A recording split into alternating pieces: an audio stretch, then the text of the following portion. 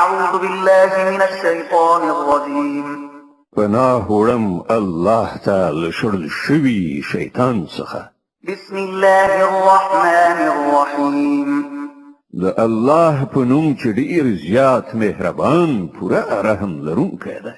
يا أهل الكتاب قد جاءكم رسولنا يبين لكم كثيرا مما كنتم تخفون من الكتاب ويعفو عن كثير. قد جاءكم من الله نور وكتاب مبين يهدي به الله من اتبع رضوانه سبل السلام ويخرجهم من الظلمات إلى النور بإذنه ويهديهم إلى صراط مستقيم. ای اهل کتابو، زمون پیغمبر تاسو ته راغلی دی چې تاسو ته د الهي کتاب زیاتره هغه خبرې لوڅوي، یعنی برملا کوي چې تاسو ور باندې پرده غوړوله او له ډیرو خبرو نه درتیریږي هم. تاسو ته د الله له لوري روښنايي راغلی ده او یو داسې حق خوښونکی کتاب چې د هغه په وسیله الله تعالی هغو خلکو ته چې د هغه د رضا غوښتونکي دي د سلامتیا لارې ښیي او په خپل امر سره هغوی له ترږمیو څخه راباسي د رڼا لوري ته یې راولي او د سمې لارې په لوري د هغو رهبري کوي. لقد كفر الذين قالوا إن الله هو المسيح ابن مريم قل فمن يملك من الله شيئا إن أراد أن يهلك المسيح ابن مريم وأمه ومن في الأرض جميعا ولله ملك السماوات والأرض وما بينهما يخلق ما يشاء والله على كل شيء قدير. هغه کسان په یقیني توګه کافر شول چې وی ویل همدا مسیح بن مریم خدای دی. ای محمد، دوی ته وایي چې خدای وغواړي چې مسیح بن مریم د هغه مور او د ځمکې ټول اوسیدونکي هلاک کړي، نو څوک کولای شي چې هغه له دغې ارادې نه منع کړی شي؟ الله خود ځمکې او د اسمانونو او د ټولو هغو شیانو څښتن دی چې د ځمکې او اسمانونو په منځ کې میندل کیږي. هر څه چې غواړي هستوي او هغه په هر څه قادر دی. وقالت اليهود والنصارى نحن أبناء الله وأحباؤه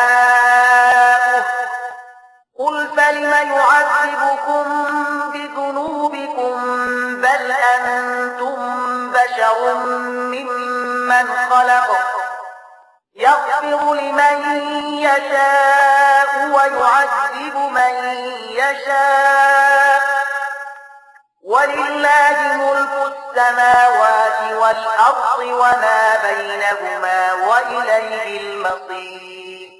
يهوديان او نصارا وایي چې موږ د الله زامن او د هغه ډیر ګران دوستان یو. له هغونو پوښتنه وکړه نو هغه ستاسې په ګناهونو تاسې ته سزا ولې درکوي؟ په حقیقت کې تاسې هم همغسې انسانان یاست لکه چې نور انسانان خدای پیدا کړي دي. هغه چې چاته وغواړي بخښنه کوي او چاته چې خوښه شي سزا ورکوي. ځمکه او اسمان او د هغه ټول موجودات د هغه ملکیت دی او د هغه لوري ته د ټولو ورتګ دی.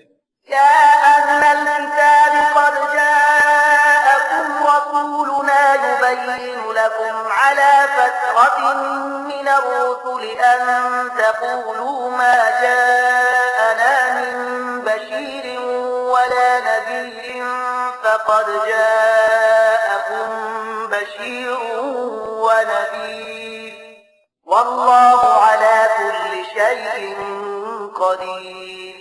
ای اهل کتابو، زموږ دا پیغمبر په داسې وخت کې تاسو ته راغلی دی او دین په څرګنده توګه درښیي چې له یوې مودې راهیسې د پیغمبرانو د راتګ لړۍ بنده وه، تر څو چې بیا تاسې دا ونه ویلی شي چې موږ ته کوم زیری کوونکی او ویرونکی نه دی راغلی.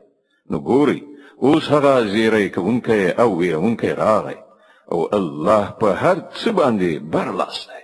وإذ قال موسى لقومه يا قوم اذكروا نعمة الله عليكم إذ جعل فيكم أنبياء وجعلكم ملوكا وآتاكم ما لم يؤت أحدا من العالمين. په یاد لرئ کله چې موسی خپل قوم ته ویلي و چې ای زما قومه د الله هغه نعمت در په زړه کړئ چې هغه تاسو ته در په برخه کړی و. هغه په تاسو کې پیغمبران پیدا کړل، تاسو فرمان روایان وګرځولې او تاسو ته هغه څه درکړل چې په نړۍ کې هیڅ چاته نو ورکړي. يا قوم ادخلوا الأرض المقدسة التي كتب الله لكم ولا ترتدوا على أدباركم فتنقلبوا خاسرين. ای قومه هغه سپېڅلې ځمکې ته ننوځئ چې الله ستاسو لپاره لیکلې ده، پر شا مه اوړئ که نه نو ناکام او نامراده به وګرځئ. قالوا يا موسى إن فيها قوما جبارين وإنا لن ندخلها حتى يخرجوا منها فإن يخرجوا منها فإنا داخلون. هغوی په جواب کې وویل ای موسی هلته خو ډیر زورور خلک اوسېږي، موږ به هیڅکله هلته لاړ نشو تر څو چې هغوی له هغه ځایه ونه وځي. هو که هغوی ووتل نو موږ به د ورننوتلو لپاره چمتو یو. قال رجلان من الذين يخافون أنعم الله عليهم ادخلوا عليهم الباب فإذا دخلتموه فإنكم غالبون وعلى الله فتوكلوا إن كنتم مؤمنين. په هغو ویریدونکو کې دوه تنه داسې هم وو چې پر هغو باندې الله خپل نعمت پیرزو کړی. هغوی وویل چې د دې جبارانو د مقابلې لپاره له دروازې نه دننه ورشي. کله چې تاسو دننه ورسیږئ نو تاسو به برلاسي یاست. په الله ډاډه اوسئ که تاسو مؤمنان یې. قالوا يا موسى إنا لن ندخلها أبدا ما داموا فيها فاذهب أنت وربك فقاتلا إنا هاهنا قاعدون. خو هغوی بیا هم دا وویل چې ای موسی مونږ خو به هلته هیڅکله ور نشو تر څو چې هغوی هلته وي. ته او ستا رب دواړه لاړ شئ او وجنګېږئ، مونږ دلته ناست یو. قال رب إني لا أملك إلا نفسي وأخي فافرق بيننا وبين القوم الفاسقين. موسی وویل ای زما پروردګاره زما په واک کې هیڅ نشته بې زما له خپل ځان او زما له ورور نه، نو ته مونږ له دغو سرکشانو څخه بیل کړه. قال فإنها محرمة عليهم 40 سنة يتيهون في الأرض فلا تأس على القوم الفاسقين. الله جواب ورکړ خنو هغه هیواد تر 40 کلونو پورې پر دوی حرام دی. دوی به په ځمکه کې لالهان د سرګردانو وګرځي. د دې سرکشانو په حالات اندېښمن کېږم. واتل عليهم نبأ ابني آدم بالحق إذ قربا قربانا فتقبل من أحدهما ولم يتقبل من الآخر قال لأقتلنك قال إنما يتقبل الله من المتقين. او لکشان دوی ته د آدم د دو زامنو قصه هم بشپړه واوروه.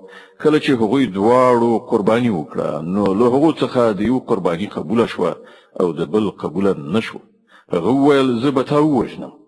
هغه جواب ورکړ الله خو یوازې د پرهیزګارانو نظرونه قبلوي. صدق الله العظيم.